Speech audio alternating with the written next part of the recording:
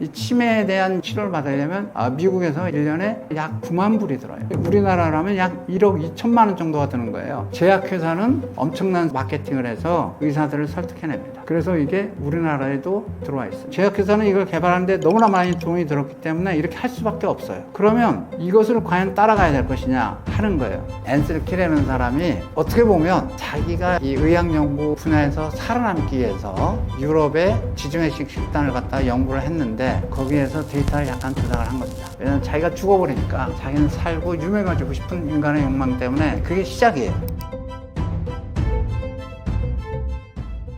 일반적인 정신건강 문제의 원인은 무엇일까요?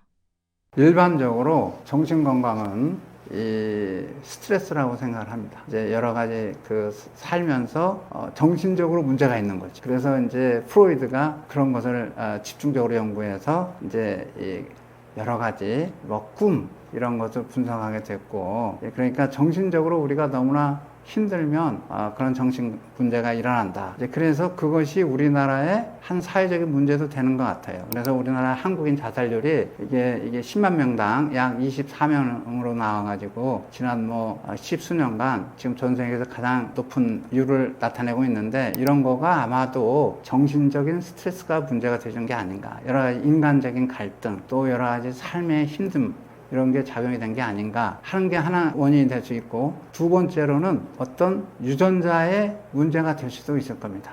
유전자의 문제. 그래서 이제 근본적으로 그러니까 똑같이 힘든데 왜 어떤 사람은 건강해서 하는데 어떤 사람은 이렇게 자살까지 하게 되느냐 하는 거죠. 왜 어떤 사람은 좀 더 이 저항성이 강한데 어떤 사람은 나쁘냐, 이런 문제가 있게 되는 거죠. 그 배경에는 어떤 유전자적인 문제가 있을 거다. 근데 아주 확실하게 딱 짚게 되는 그런 유전자는 아직 확실하게 나타난 건 아니지만 여러 가지 유전자가 종합적으로 작용을 해서 나올 수도 있을 거다. 그런데 조지와 에드의 의견은 다릅니다. 그리고 케토제닉 하는 사람들의 의견은 뭐냐면, 정신병의 원인은 우리 뇌가 첫째, 구성 요소가 제대로 구성을 하게 식단을 먹지 못한다. 식사를 하지 못한다. 그러니까 단백질, 지방을 제대로 먹지 못한다. 둘째, 탄수화물을 너무 많이 먹는다. 탄수화물을 너무 많이 먹으면 이제 우리가 일반적으로 당뇨병이 생기는 거잖아요. 당뇨병의 근본 원인은 뭐냐면 혈액 속에 있는 당이, 우리가 먹어서 혈액 속으로 들어가는 당이 우리 몸의 세포 속으로 들어가지 못하기 때문에 혈관에 당이 많은 겁니다. 그러면 똑같은 원리로 혈당은 높지만 그 혈류를 타고 우리 뇌로 가겠죠, 당이. 그런데 그 당이 뇌 세포가 이용을 못하는 겁니다. 그러면 뇌세포가 이용을 못하면 당뇨병이 심해지면 우리 근육에 힘도 빠지고 이제 결국은 살도 빠지게 이렇게 되는데, 뇌가 에너지가 모자라는 거예요. 에너지가 모자라는 게 정신병의 가장 기본적인 원인이라고 하는 게, 그거가 이제 이 케토를 하는 사람들이 가장 중요하게 생각하는 문제입니다. 정신 건강에 가장 치명적인 식습관은 무엇일까요? 네, 가장 치명적인 식습관은, 요즘에 정신건강의 문제를 그쪽 연구하는 사람들은 제3형 당뇨병이라고 얘기를 합니다. 그러니까 당뇨병은 우리가 제1형, 2형 있잖아요. 2형 당뇨병은 인슐린 레지스턴스, 3형 당뇨병, 뇌에 인슐린 레지스턴스가 오는 걸 정신건강의 가장 기본적인 핵심적인 요인으로 보기 때문에, 그러면 탄수화물을 피하면 될 거 아니냐. 탄수화물을 피해라. 그럼 우리가 다량 영양소가 탄수화물, 지방, 단백질인데, 단백질은 약 대개 한 20%로 고정이 되어 있으니까 탄수화물을 줄이면 지방을 늘릴 수밖에 없는 겁니다. 그러니까 이렇게 탄수화물을 줄이고 지방을 늘려라 라는 게 가장 좋은 방법이라고 하고 있습니다. 식습관으로 치매도 예방할 수 있을까요? 굉장히 어려운 문제입니다. 그러니까 현재 치매에 대해서 보시면 전 세계적으로 지금 치매가 너무나 많고, 우리나라에서도 이제 엄청난 지금 의료비가 지불이 되고 있는 그런 분야인데, 이 치매에 대한 약을 그동안에 성공적으로 개발하지 못했습니다. 어떤 것보다도 어려워요. 근데 왜냐? 이것을 보시면 미국에서도 지금 엄청나게 1,300만 이상이 이제 조만간 1억 3천만, 1,300만이 될 거라고 이제 얘기를 하는데, 여기 보시면 이렇게 지금 이게 크게 퍼렇게 덩어리가 져 있는 게 이게 이 소위 말해서 아밀로이드 플락입니다. 그러니까 치매를 일으키는 두 가지 가장 많은 연구자들이 이 분야 연구하시는 분들이 두 가지를 집중해서 연구를 했어요. 처음에는 아밀로이드 플락, 이렇게 파랗게 세포박에 이렇게 큰 덩어리로 있는 걸 말하는 겁니다. 그게 플락의 첫 번째. 두 번째는 세포 내에 약간 노르스름하게 되어 있는 이렇게 실같이 되어 있는 타우 탱글이라고 하는데 이제 그거를 이제 아밀로이드 플락 가지고 해결이 안 되니까 그 다음에 또 타우 탱글이다 해가지고 이 두 가지를 이게 치매의 근본적인 치료 그러니까 발생 기전이다 이렇게 생각을 한 겁니다. 자, 그러면 그 다음 보시면 지금 이게 이제 2023년 7월 6일에 미국 FDA에서 승인이 난 거예요. 그 전에도 좀 승인이 났는데 이게 레카네마비라고 해서 이걸 보시면 3년간 치료를 했더니 아주 적은 차이가 있어요. 치료하지 않은 그룹과 치료한 그룹의 치료가 아주 확실하게 튀어나온 게 아니고 아주 적은 치료 효과를 보여주고 있는 겁니다. 바로 이 약은 뭐냐면 아까 말씀드린 아밀로이드 플락을 막고 혹은 만들어지는 거 약간 풀어내고 또 타우 탱글을 갖다가 그것도 좀 억제하고 이런 작용을 하는데 거기는 효과가 좋다고 하는데 이거 치료 효과는 아주 형편이 없는 거예요. 그런데 이 치료약이 1년에 치료를 받으려면 미국에서 약 이거 1년에 9만 불이 들어요. 그걸 우리나라라면 약 1억 2천만 원 정도가 드는 거예요. 우리나라에서 이제 보험 수가로 하면 이렇게 하지는 못하겠죠. 그러니까 이렇게 효과가 없는 약을 이렇게 비싸게 치료를 과연 해야 될 것인가 하는 근본적인 문제가 드는데 제약회사는 엄청난 마케팅을 해서 의사들을 설득해냅니다. 그래서 이게 우리나라에도 들어와 있어요. 이게 얼마나 비싼 약이기 때문에 제약회사는 이걸 개발하는데 너무나 많이 돈이 들었기 때문에 이렇게 할 수밖에 없어요. 그러면 이것을 과연 따라가야 될 것이냐 하는 거예요. 그런데 이 케토제닉 다이어트를 하는 사람들 입장에서는 아까 얘기하는 아밀로이드 플렉이나 타우 탱글이나 이거는 어떤 그 전에 무슨 어떤 뭔가가 잘못되는 일이 발생했기 때문에 생겨나는 그냥 부산물일 뿐이다. 그러니까 이걸 대상으로 치료를 하면은 치료가 안 된다. 이런 얘기예요. 그럼 근본적으로 뭐가 안 됐기 때문에 이런 일이 발생하느냐? 그거는 우리가 뇌에 영양분이 제대로 공급되지 않기 때문이다. 왜 영양분이 공급이 안 되냐? 우리 뇌가 타입 3 당뇨병 환자이기 때문이다. 그러니까 뇌는 탄수화물을 쓸 수가 없는데 계속해서 탄수화물만 먹이는 거예요. 그러니까 플랜트 베이스라는 거, 식물성 식단이라는 게 계속해서 탄수화물 먹이는 그런 식단이잖아요. 그러니까 탄수화물을 계속 먹이니까 뇌는 이게 당뇨병 상태이기 때문에 이용을 못하니까 뇌가 아무리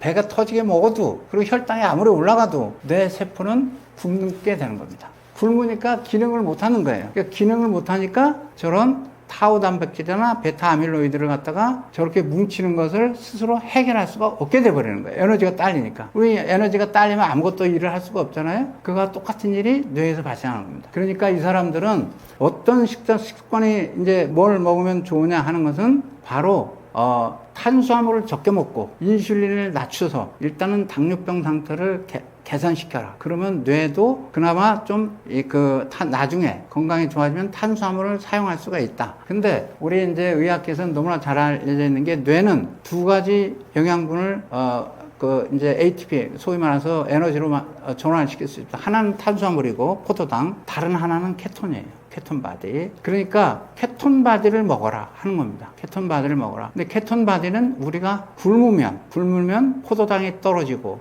그 다음에 인슐린이 떨어지면 우리 몸의 지방이 분해가 돼가지고 케톤 바디를 만들어냅니다. 그러니까 굶어라 하는 거예요. 이 사람들은 굶거나 아니면 케톤 시기를 해라. 케토제닉 다이어트를 해라. 알츠하이머도 예방이 될 수 있을 거다. 그럼 실질적으로 이게 도움이 되느냐? 지금 완전히 그래. 아까 얘기한 여러 가지 그런 그거를 해소하는 약보다 치료 효과가 월등하게 좋은 결과는 아직 나오지는 않았어요. 그래서 이것도 지금 현재 진행되고 있는 연구인데 우선은 우리가 일반적으로 봤을 때 이 케토를 갖다가 하면은 뇌의 이 에너지가 충분히 건실해져서 우리가 맑은 정신으로 살 수 있을 거다라는 거는 우리가 이 의학의 기본적인 상식으로 바라봤을 때 그건 당연히 맞는 얘기입니다. 그렇기 때문에 그런 면에서 봤을 때는 우리가 케토제닉 다이어트가 꼭 그렇게 나쁜 건 아니다 라고 말씀드릴 수가 있겠습니다. 지금까지 우리가 잘못된 영양 상식을 갖고 살았던 이유는 무엇일까요? 그거는 1960년도에 앤셀 키라는 사람이 어떻게 보면 자기가 이 의학연구 분야에서 살아남기 위해서 유럽의 지중해식 식단을 갖다 연구를 했는데 거기에서 데이터를 약간 조작을 한 겁니다. 왜냐하면 자기가 죽어버리니까 자기는 살고 유명해지고 싶은 인간의 욕망 때문에 그게 시작이에요. 그게 시작인데 그래서 그 지중해식 식단이라는 게 올리브 오일 먹고 또 이제 옛날엔 지금은 많이 사라졌지만 이제 와인 한 잔 마시고 그 다음에 여러 가지 이제 이 파스타 같은 거 많이 먹고 이런 이제 고기 좀 적게 먹고 이런 게 이제 지중해식 식단이고 우리나라에서도 지중해식 식단 많이 쫓아가잖아요. 이게 발전해 가지고 하버드의 이 첸 퍼블릭 스쿨이라는 게 이제 그 만들어지고 거기에 체어맨 거기에 학과장인 월터 일렛이라는 분이 지난 한 50년간 가장 우수한 논문에 학술지에 약 2,000편의 논문을 발표하면서 이제 전 세계 식단을 갖다가 어떻게 보면 잘못 끌고 간 거죠. 이게 이제 발단입니다. 그래서 그러면 지금 월터 윌렛 교수는 현재 입장은 어떤 것인가? 라는 걸 했을 때 그분이 이제 저도 존경하는 분이에요. 왜냐하면 워낙에 의사로서 훌륭하신 분이기 때문에 저도 당연히 존경할 수밖에 없어요. 그리고 그분의 말을 여태까지 믿은 거예요. 저도. 그래서 저도 고기를 덜 먹고 야채를 먹자 하고 주변에 다 많이 이제 주장을 하게 된 겁니다. 그런데 이번에 의견이 어떻게 바뀌었냐면 자기가 1970년대 심혈관 질환이 너무 많아서 그거를 극복하고자 자기는 앤셀 키의 논리를 따라서 식물성 식단을 갖다가 강조를 했는데 그 결과로 그거보다 더 무서운 대사질환, 당뇨병이 나왔다.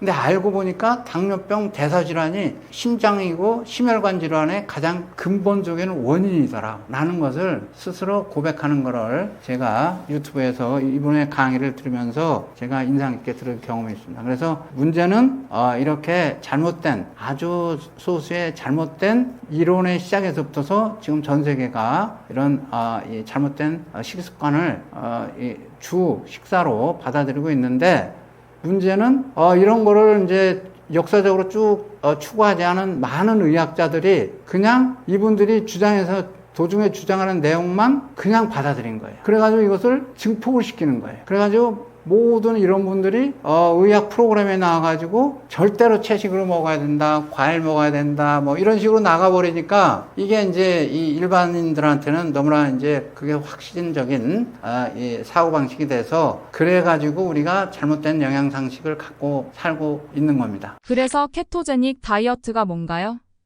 네, 오늘 저는 제가 10일 전에 출간된 저하고 제 딸 김아라가 번역한 식단혁명이라는 책 때문에 여러분을 뵙게 됐습니다. 이 식단혁명의 주 내용은 케토제닉 다이어트입니다. 이 케토제닉 다이어트는 일반적으로 주 의료사에서는 이게 좀 거부가 되거나 무시되는 그런 식단입니다. 저도 어떻게 하다 보니까 이 케토제닉 다이어트를 식단혁명이라는 책을 번역하게 되었고 또 이것을 번역하면서 많은 것을 배우게 됐습니다. 그래서 제 간단하게 제 이 그 식단 변화에 대해서 여러분들에게 좀 말씀을 드리고자 합니다. 그렇게 함으로써 여러분들이 제가 이렇게 이 케토제닉을 수용하게 된 배경처럼 여러분들도 좀 수용할 수 있지 않을까 싶습니다. 저는 원래 어렸을 때는 전혀 고기를 먹지 않았습니다. 그리고 저는 살생을 싫어하기 때문에 아마 제 평생에 걸쳐서 지금까지 생각을 해보니까 개구리 10마리를 죽이지 않은 것 같아요. 그리고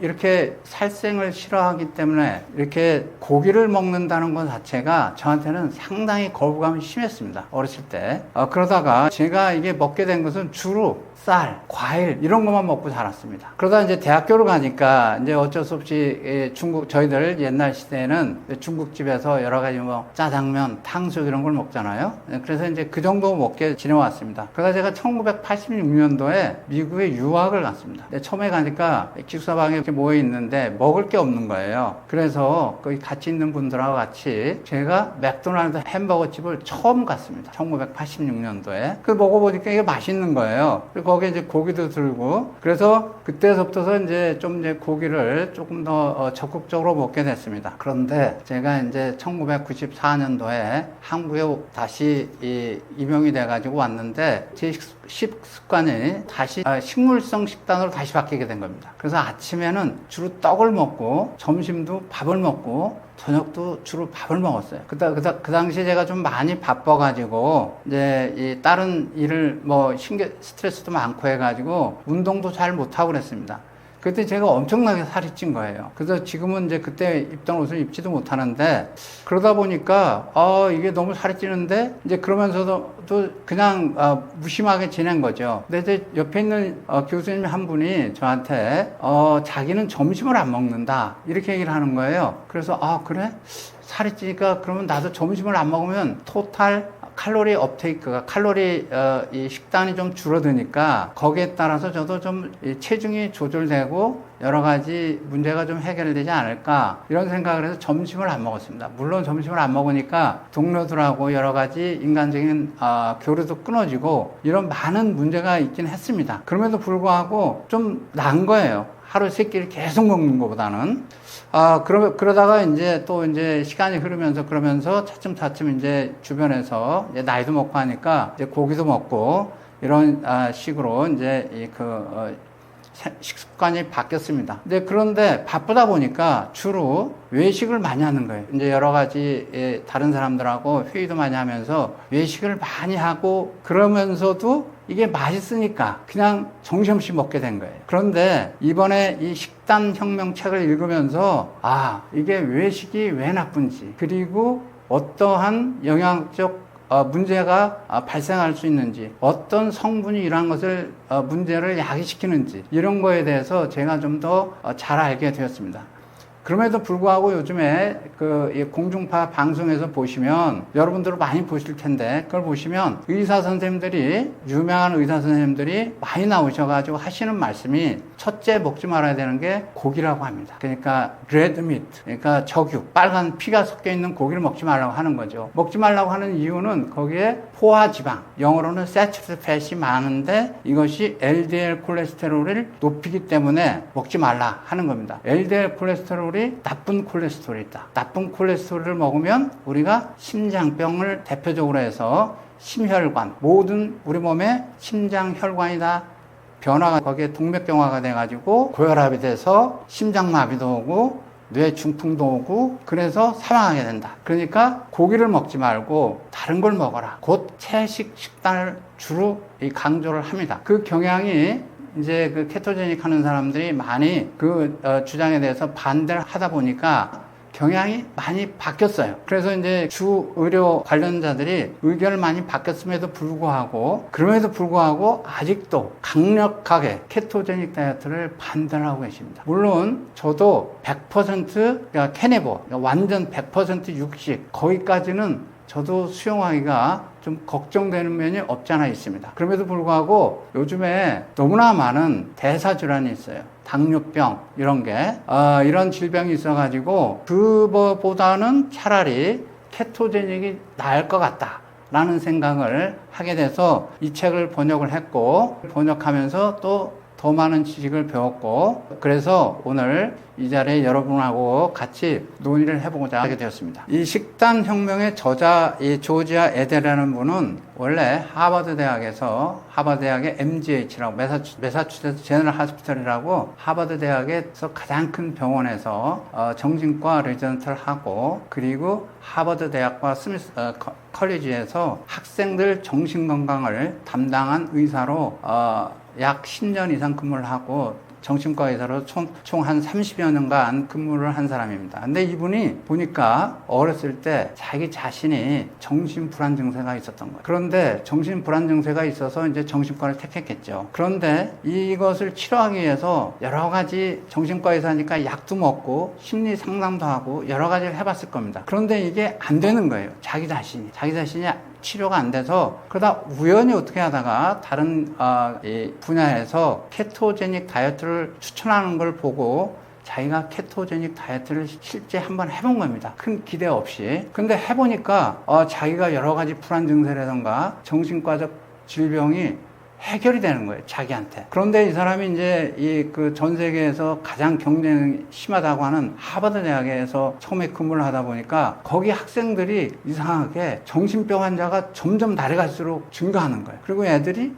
정상적인 행동이 아니고 상당히 비정상적인 행동을 많이 하는 거예요. 그러면서 이 학생들이 식사를 하는데 이제 그 당시에 이제 또 비건 이런 게 많이 유행을 하니까 학생들이 비건 식사를 한다고 하면서 코카콜라를 끊임없이 마시는 거예요. 그리고 여러 가지 햄버거 같은 그런 것을 또 엄청나게 먹는 거예요. 그러니까 이 학생, 이 조지 에데가 생각하기에, 이거는 첫째 질문. 왜 이렇게 정신병이 이 똑똑한 학생들한테 왜 이렇게 많이 증가할까? 이게 첫 번째 이 질문이고, 자기가 케토제닉 다이어트를 해가지고 좀 몸이 좋아졌으니까 이 학생들한테 혹시 케토제닉 다이어트를 시키면 여러 가지 좋아지지 않을까라는 걸 해가지고 이제 자기한테 찾아오는 그 많은 최우수 학생들을 다이어트를 시키기 시작한 겁니다. 그러니까 많이 좋아지는 거예요, 학생들이. 좋아지는데 문제는 뭐냐면 그 당시에도 역시 미국에서도 케토제닉 다이어트는 일반 주 의료 분야에서는 배제가 되고 있는 그러한 분야였던 겁니다. 그리고 또 하나는 나중에 말씀을 드리겠지만 왜 케토제닉 다이어트가 아니고 이렇게 식물성 식단, 그러니까 플란트 베이스드 다이어트가 전 세계에 유행하게 되었냐 하면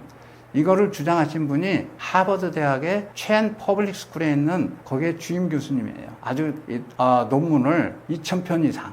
우리나라에서는 한 편 정도 내면 굉장히 난리가 나는 그런 논문을 2,000편 이상 낸 월터 윌렛 교수님이라는 분이 거기에서 플랜트 베이스를 강력하게 주장했기 때문에, 그리고 또 이제 하버드 의과대학이라는 것이 전 세계에서 그 영향력이 너무나 세기 때문에 우리나라 의사들도 아무 비판 없이 하버드에서 주장하는 그 의견을 전부 다 수렴하게 된 겁니다. 그게 전 세계에서 퍼져나가가지고 이것이 주 식사 방법이 된 거예요. 그러다 보니까 감히 누가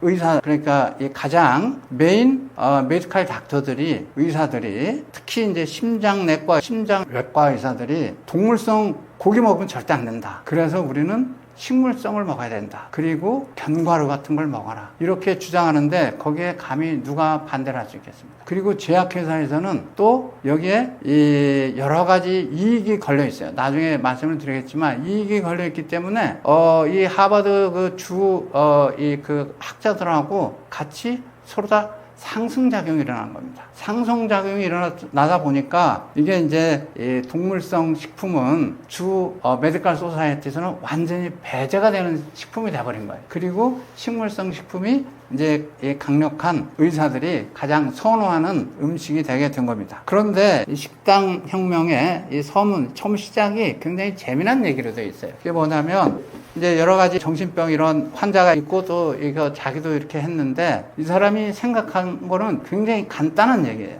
간단한 상식에서부터 시작한 거예요. 이게 저같이 평생을 의학 연구를 한 사람 입장에서는 이게 말이 되는 얘기입니다. 뭐냐면 우리 몸의 전체는 물질이에요. 우리 몸은 물질이에요.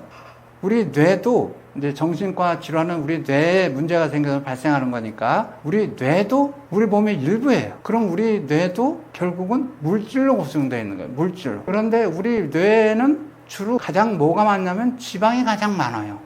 지방이 굉장히 많고 콜레스테롤이 굉장히 많은 그러한 장기입니다. 또 가장 많은 에너지를 활용해요. 우리가 먹는 토탈 에너지의 약 20%를 뇌가 활용을 해요. 그러니까 이렇게 보면 이게 물질이다.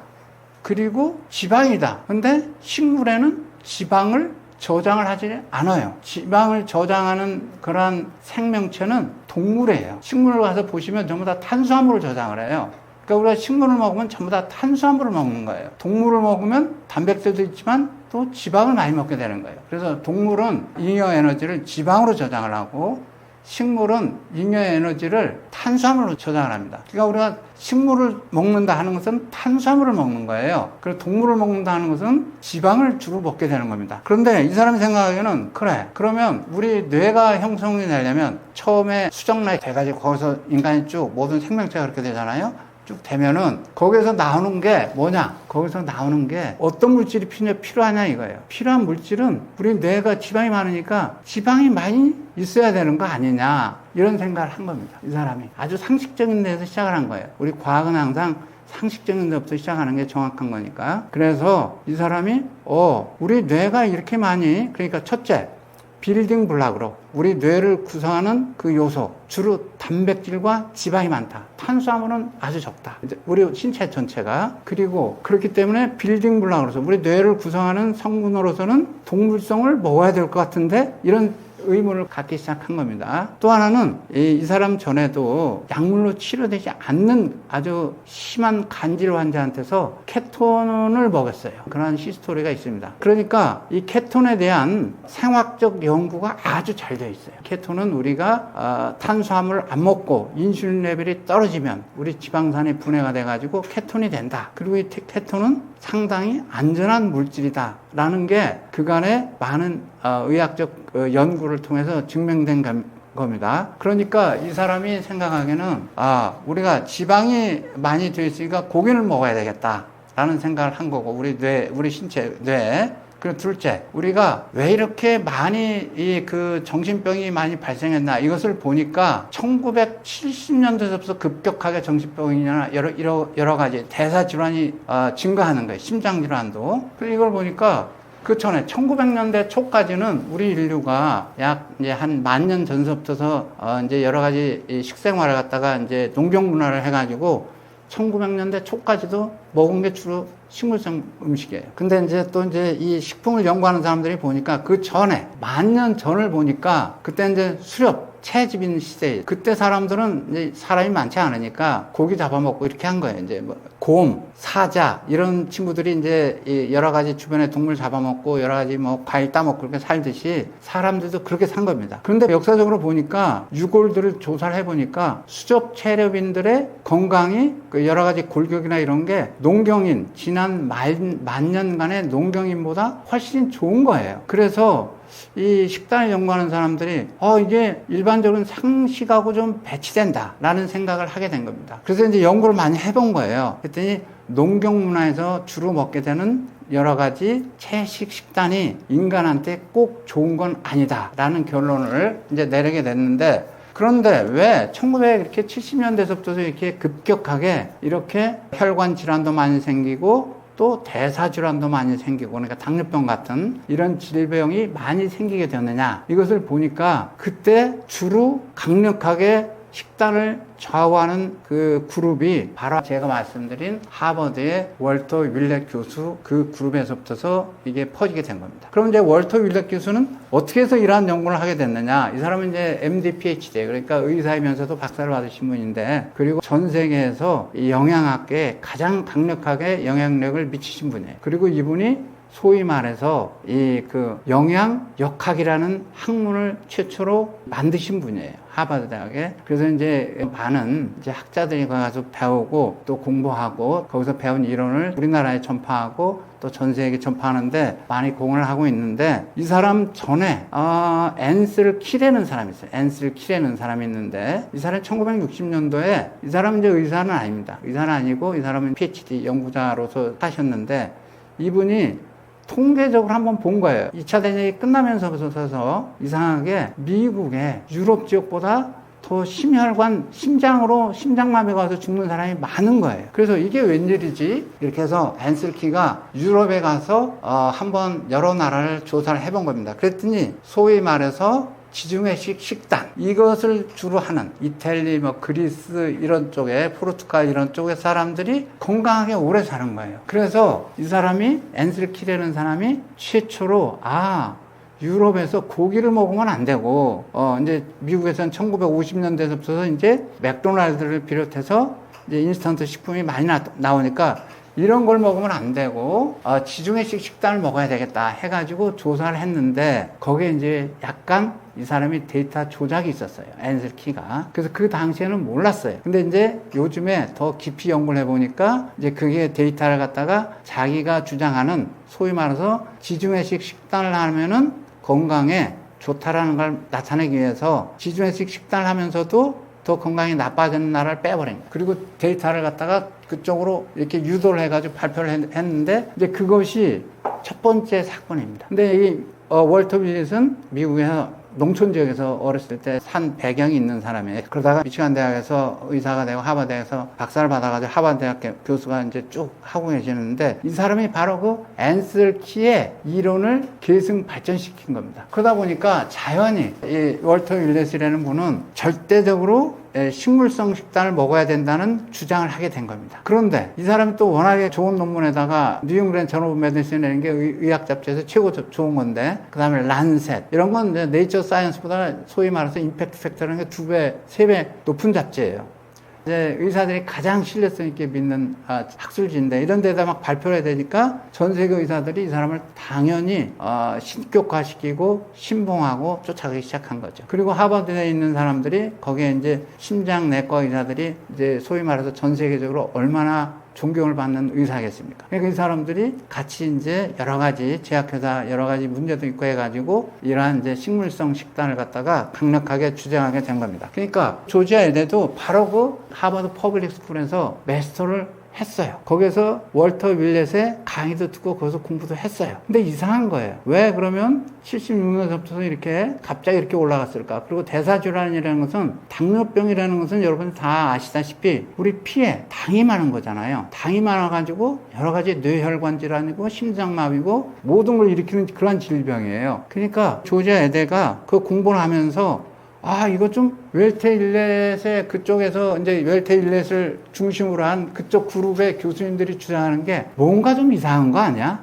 이렇게 해가지고 자기가 이제 열심히 이제 그 하버드 대학 도서관에 가서 문헌 서치를 다 해가지고 그 월터 윌렛 교수의 여러 가지 그 연구의 단점을 적나라하게 분석하고 해서 주장하게 된 게 바로 그러한 내용이 바로 이 책, 이 식단혁명에 잘 나와 있습니다.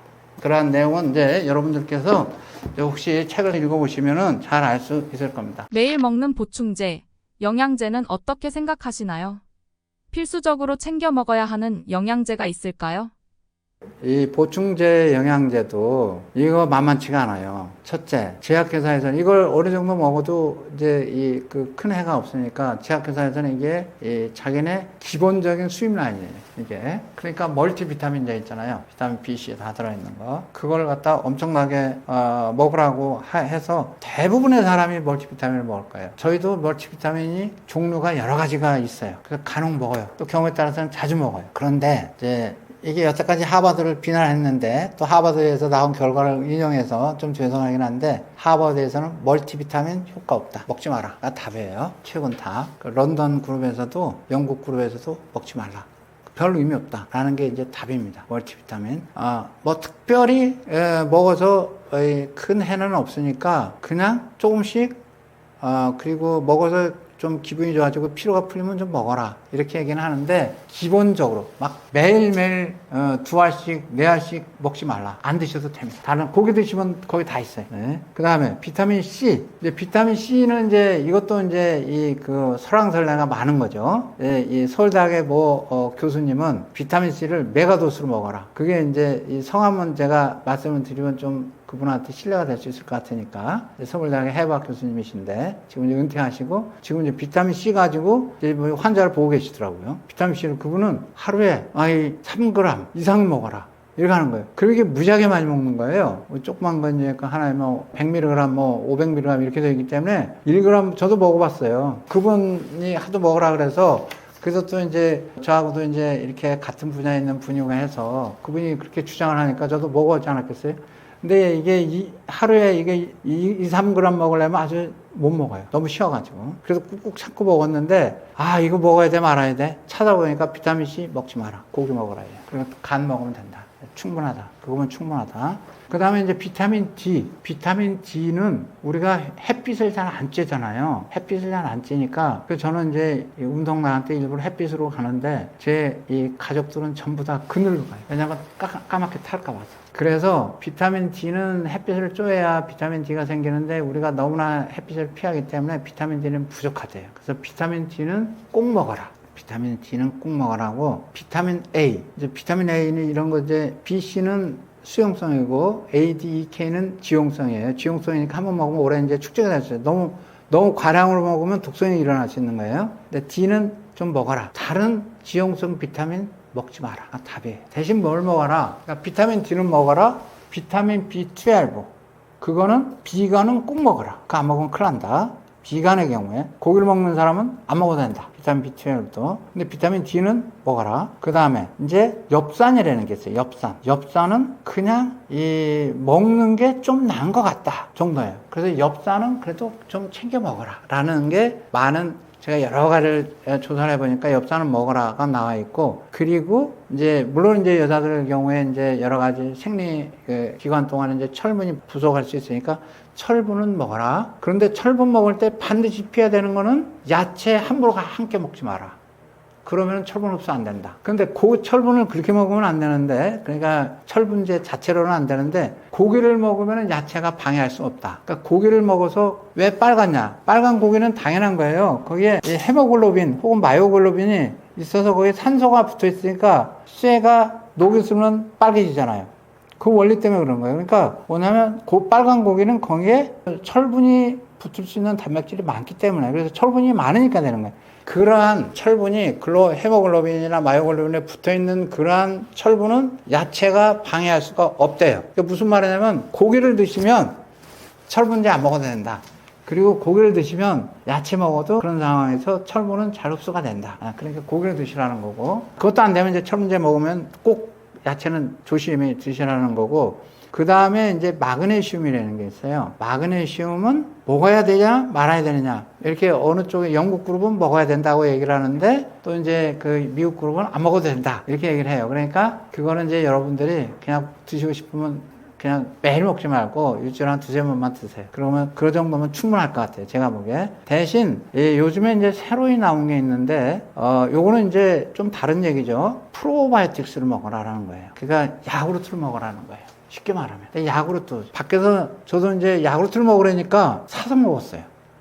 사서. 근데 이걸 먹으면 달콤해요, 야구르트가. 그거 뭐냐? 거기에 설탕을 넣는 거예요. 그러니까 그거는 안 좋은 거예요. 코카콜라 먹는 거하고 똑같은 거예요. 그러니까 우리는 요즘에 코카콜라 죽어도 먹지 말라고 하잖아요. 그래서 이제 무당 콜라 먹어라 이런 얘기도 많잖아요. 그러니까 야구르트는 집에서 만들어 먹어라. 저희들은 맨날 집에서 만들어 먹는데, 그게 뭐 무지하게 쉽게 만들더라고요. 저는 요리를 전혀 못해요. 제가 할 수 있는 건 라면 끓이는 거하고 달걀 삶는 거밖에 못해요. 근데 그냥 무지하게 쉽게 만들어요. 그냥 그거를 너무 많이 먹으면 안 되니까 조금씩 이렇게 먹습니다. 그래서 야구르트는 꼭 다른 데서도 권하는 식품이어서 야구르트는 드시고요. 또 하나는 이제 그러면은 피쉬 오일이라는 게 있잖아요. 고등어나 이런 데서 뽑아낸 그 피쉬 오일, 고기, 그러니까 생선 오일.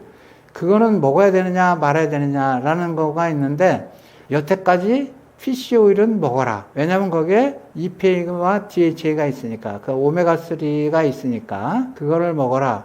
대신 EPA, DHA 양을 꼭 살펴보고 그 성분명을 보고 충분한 양이 있는 걸 잘 골라서 먹어라 라는 게 일반적인 얘기인데, 최근에 금년 아마 중순쯤 됐을 거예요. 베스트 스터디가 있어요. 발표가 됐어요. 오메가3 먹었더니 심장병 예방해서 오래 살라고 먹었는데 오히려 심장병을 더 악화시킨다, 이런 발표가 나왔어요. 그래가지고 이거 피쉬오일은 어떻게 되느냐 이런 이제 걱정이 있는데, 제 개인적으로는 그냥 피쉬오일도 일주일에 한 두세 번은 드시라. 그 더 좋은 건 드시라. 또 고기를 드시는 것보다 그냥 일반적인 고기, 레드밋 좋아요. 그러니까 적유, 그러니까 일반적으로 소고기, 돼지고기, 이건 나쁜 게 아니라는 얘기예요. 좋다, 드셔라. 거기다가 이런 게 그 피쉬오일을 먹는 거 대신엔 간혹 가다가 고등어, 꽁치, 뭐 참치, 뭐 이런 연어 이런 걸 드시면 된다라는 거예요. 그래서 피쉬오일은 고기로 그런 식으로 보강을 하시면 피쉬오일 약으로 나오는 그 타블렛으로 나오는 거 안 드셔도 되고, 그 타블렛으로 나온 거 드시면 어쩌면 심장병으로 걸려서 일찍 돌아가실 수도 있다라는 게 현재까지 의학계의 결론입니다. 건강을 위해서는 조용한 식단을 지켜야 한다고 하는데, 조용한 식단이란 뭔가요? 조용한 식단이라는 것은 이제 원래 팔레오 식단도 있고, 원래 케토도 있고, 원래 그러니까 육식동물 캐니버 식단도 있어요. 근데 거기에다가 이 조용한이라는 말을 추가를 했죠. 그러니까 팔레오, 케토, 육식 식단, 그거를 사람들이 하면 그냥 원래 이제 과거에 많은 사람들이 그런 여러 가지 방법이 있는데 그거를 하면은 부작용이 생기는 경우가 있는 거예요. 부작용이. 그러니까 적응을 잘 못해나가고 이런 거가 있어요. 그래서 그거를 최소화시키는 방법으로 해나가는 거예요. 그러니까 식품의 종류를 조금 더 정제시키는 거예요. 그러니까 종류를 잘 고르는 거예요. 어떤 쌀같이 이렇게 깎아내는 걸 그걸 정제라고 하는데 그런 얘기가 아니고 식품의 종류를 우리 몸이 좀 더 편하게 받아들일 수 있는 그러한 식품 종류로 만들어주는 거예요. 근데 기본은 뭐냐면 거기에 기본은 팔레오도 이제 여러 가지 이론이 있어요. 단백질을 어떻게 해야 되냐, 뭐 탄수화물을 어떻게 해야 되느냐 이런 얘기가 다 있는데 우선 큰 정의로 보면은 팔레오는 일반적으로는 20%의 탄수화물을 얘기를 하는 거예요. 20%를 탄수화물로 하고 20%를 단백질, 60%를 지방, 고기를 많이 먹으라는 거예요. 쉽게 말하면 팔레오는 그게 옛날 아까 맨 처음에 말씀드렸을 때 선사시대 그러니까 농경 문화가 들어오기 전에 옛날 사람들이 먹는 그 식단하고 똑같이 될 수는 없으나 그 사람들의 식단 패턴을 갖다가 현대화시키자라는 게 팔레오 식단이에요. 그러니까 핵심은 탄수화물을 20% 정도로 먹자. 그 정도면은 제가 보기에 우리나라 사람들로 따라갈 수 있어요. 그런데 여기에서 이제 문제가 뭐냐면 20% 먹는데 그럼 탄수화물 20%를 무엇으로 먹을 건가가 이제 결정이 되는 거예요. 이제 지방하고 단백질은 고기 먹으면 되니까. 근데 고기도 좋은 고기. 근데 이제 우리가 일반적으로 고기를 먹으면 나쁜 고기가 많아요. 그러니까 소 같은 거 이제 이게 미국에서 키우는 거 보면 이렇게 막 가둬놓고 이 옥수수 막 먹이고 막판에 이제 막 성장 호르몬 같은 거 막 주고 요즘에 이제 좀 그렇게 키우다 보니까 몸에 이게 균이 많이 자라니까 항생제를 많이 주잖아요. 그런 식으로 많이 키우니까 여러분들 가서 보시면 아시겠지만 서양에서 나오는 고기는 싸요. 수입 고기가 쌉니다. 우리 한우 고기보다. 이제 그런 이유가 있는 거예요. 그게 대량 생산. 그런데 이제 가장 좋은 이제 소나 돼지나 뭐 닭이나 이런 거는 그냥 야외에서 방목하는 고기예요. 근데 그거는 수량이 그렇게 또 많이 나올 수가 없어요. 그러니까 이제 우리가 자기가 그렇게 키워서 먹으면 좋은데 그거 할 수 없으면 적당하게 타협하는 수밖에 없어요. 그렇지만 가능하면 이제 좋은 고기를 골라라라는 게 기본이에요. 가능한 데까지 해라. 그게 이제 기본인데 그럼 20%의 이 탄수화물을 어떻게 먹을 것인가 하는 거예요. 20%의 탄수화물을. 그때 예를 들어서 우리나라 사람들의 경우에는 조금 상황이 다른데 고추를 먹으면 어떨까? 예를 들면 고추는 어떨 것인가 하는 거예요. 고추. 우리나라 사람들 고추 좋아하잖아요. 그리고 뭐 청양고추까지 막 먹는 사람이 많잖아요. 안 맵다 그래서. 근데 고추 같은 거는 조용한 팔레오나 조용한 케토에서는 먹지 말라고 하는 거예요. 왜냐면 거기에는 캡사이신이라는 게 있어요. 근데 이제 또 이제 그 연구하시는 분들은 캡사이신을 가지고 그냥 고추를 먹으면 이게 매우니까 정신이 번쩍 나고 얼얼하고 기분이 뭔가 좀 이렇게 활동적이네요. 그게 캡사이신 성분이기 때문에 그러는데 그런 캡사이신을 먹으면 독성이 강해가지고 우리 몸이 제대로 수월하게 받아들이지 못한다. 왜냐면 이제 예를 들어서 케토를 갖다 심하게 하면은 탄수화물이 끊으면 우리 몸이 굉장히 아주 젠틀해지는 거예요. 그러니까 젠틀한데 거기다 갑자기 채소 같은 거 가지고 이상한 채소가 팍팍 들어오면은 이제 안 되니까 그러한 채소 종류를 갖다가 굉장히 정화시키는 거예요. 아주 순하고 소화 잘 되고 독성 물질이 없는 그리고 그런 식으로 요리를 해서 먹는 게 바로 이 조용한 케토, 팔레오 케토 그 다음에 이 육식 식단입니다. 독성 물질 있는 채소를 먹지 말라. 가능하면 자기가 아주 잘 받아들이는 채소만 먹어라. 그것도 잘 조리를 해서 불에 잘 익혀서 그렇게 해서 먹어라. 이런 얘기입니다. 생으로 먹지 말고. 거기 이제 조용한 캐니버에는 일단 야채는 안 들어가는 거니까. 그렇죠? 그러니까 이제 조용한 캐니버에는 그러면 어떻게 하느냐? 이거는 조용한 캐니버는 개념이 이게 들어갈 때 바로 점프해서 바로 캐니버로 가지 말라 하는 거예요. 육식 식단으로 바로 가지 말고 일단은 조용한 팔레오, 이제 고기 먹고 거기다 아주 소화 잘 되는 야채 먹고 그거를 한 6주 정도 해라. 그리고 나서 조용한 케토 또 한 6주 정도 해라. 4, 6주나 이제 해라. 그리고 나서 케토로 가라. 이제 캐니버로 가라. 육식 식단으로 가. 이게 전형적인 패턴이에요. 전형적인. 그런데 이제 이 대신 조용한 케토는 생략할 수 있다. 그러니까 바로 팔레오를 하다가 좀 마음이 급하면 팔레오를 하다가 조용한 팔레오를 하다가 바로 이제 캐니버로 넘어갈 수 있다.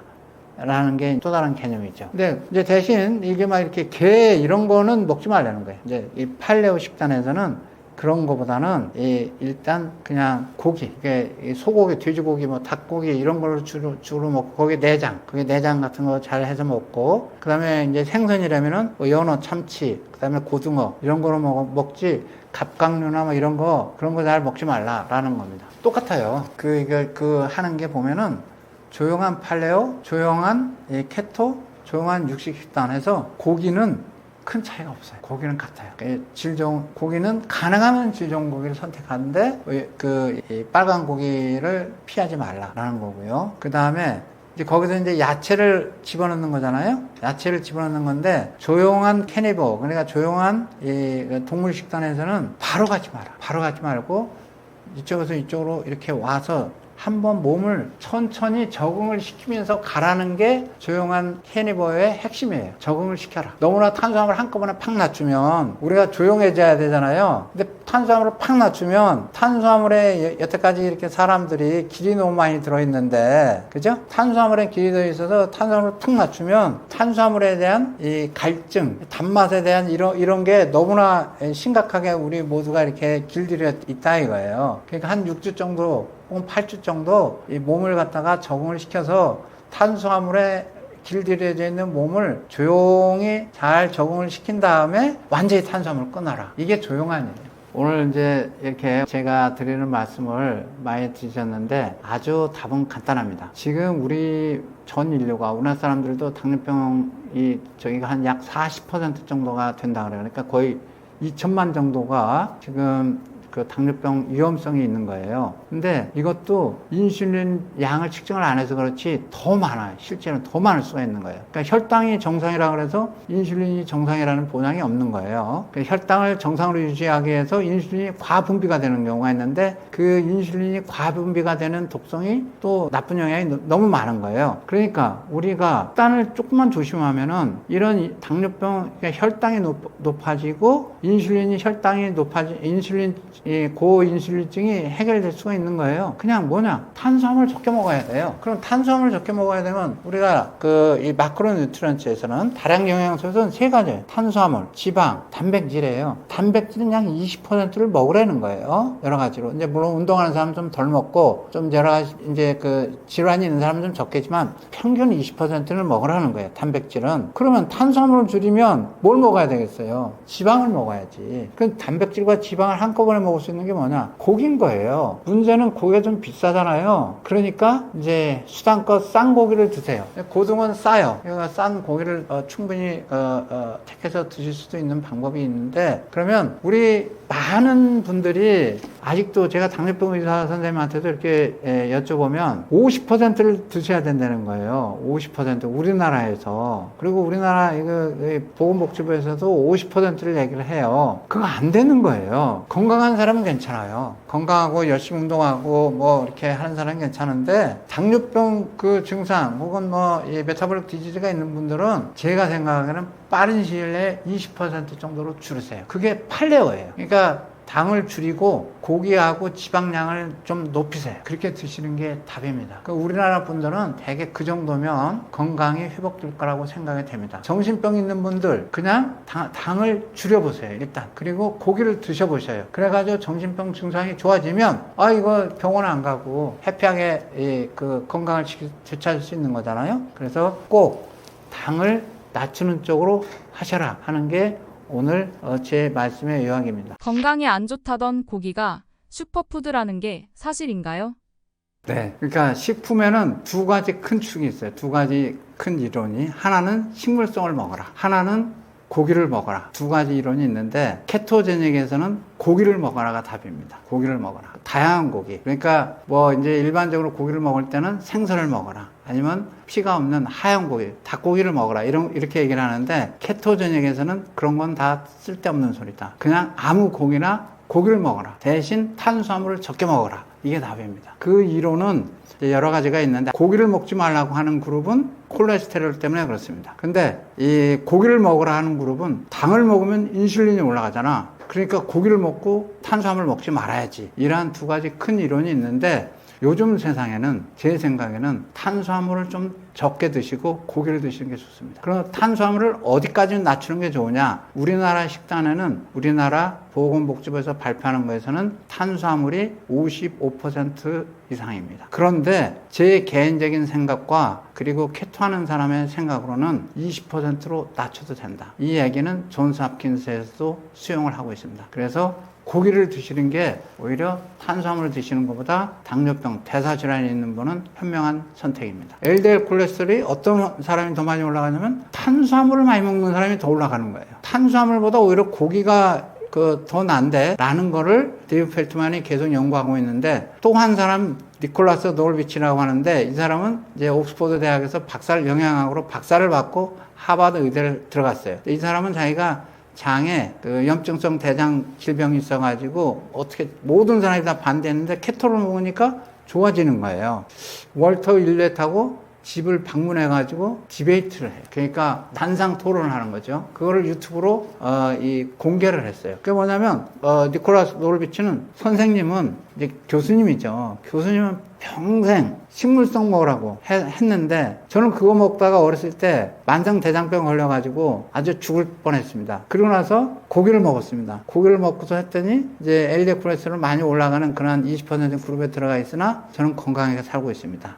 또 하나 이제 이 사람이 이제 의과대 학생이니까 자기 몸을 가지고 한 거예요. 약이 스태틴이라는 약이 너무나 잘 들어요. 모든 사람한테 LDL 콜레스테롤 낮추는 스태틴이라는 약을 처방을 해요. 이거는 20세기 최고의 약이라고 되어 있어요. 그래서 이거는 기적 같은 약으로 되어 있어요. LDL 콜레스테롤이 나쁜 게 아니고 이것이 대사 과정에 있는 물질이다. 오레오 쿠키 있잖아요. 그걸 먹고서는 스태틴을 먹고 혹은 오레오를 먹고 어떤 게 더 LDL 콜레스테롤 잘 떨어지는지를 실험을 했는데 결과는 오레오가 완승이에요. 그러니까 무슨 말이냐, 오레오는 당에 다시 이걸 갖다가 이제 고기를 먹지 말라고 하는 사람들한테 얘기를 적용을 시키면 고기를 먹고 LDL 콜레스테롤 좀 높아진다 해도 그게 우리 몸에 큰 문제가 안 된다. 그게 너무 걱정하지 말고 고기를 많이 드셔라 하는 게 답입니다. 그거 이제 LDL 거기만 너무 얘기를 맞췄는데, 비타민은 이제 채소에 많이 있는 거로 되어 있어요. 야채. 이제 특히 이제 비타민 C 이런 거는 이제 많이 이제 채소에 많이 들어있는 거로 되어 있는데, 대신 비타민 B12는 채소에는 없습니다. 그래서 비건 하는 사람들은 반드시 먹어야 되는 게 비타민 B12예요. 이건 고기에만 있어요. 고기에만. 자, 그런데 또 하나는 이 비타민 C는 이제 주로 이제 뭐 레몬 주스 이런 데 있다고 되어 있는데, 그래서 저도 이제 레몬 주스를 아침마다 먹는데, 문제는 간을 먹으면 모든 비타민이 다 보충이 될 수 있어요. 간에. 미국 사람들은 간을 잘 안 먹습니다. 근데 이제 육식을 하는 사람들은 야채를 적게 먹기 때문에 간을 먹으라고 해요. 간을 먹으면 우리 몸에 필요한 모든 비타민을 다 공급해 줄 수가 있습니다. 또 하나, 더 이제 슈퍼푸드에서 더 중요한 내용은 뭐냐면 그냥 임산부. 제 애도 이제, 저의 딸도, 지금 이제 임신 중인데, 그래서 그 딸한테 제가 얘기를 했어요. 너 반드시 고기 먹어야 된다. 임산부는. 왜냐면 여러 가지 필요한 비타민이고 여러 가지가 있는데, 그게 이 식물성만 먹어서는 안 된다. 식물성만 가지고는 흡수율도 낮으면 안 된다. 라고 해서 꼭 먹어야 한다고 얘기를 하고요. 우리가 브레인 쪽에서 보면 이 EPA, DHA, 그러니까 여러분들이 이제 오메가3를 먹으면 거기에 EPA하고 DHA가 쓰여 있어요. 근데 거기에 그거는 식물성에서는 없습니다. 식물성에는 EPA하고 DHA가 없어요. 그거는 반드시 동물성에만 있어요. 그런데 이제 식물성 주장하는 월터 윌렛 하버드 교수님은 어떻게 얘기를 하느냐.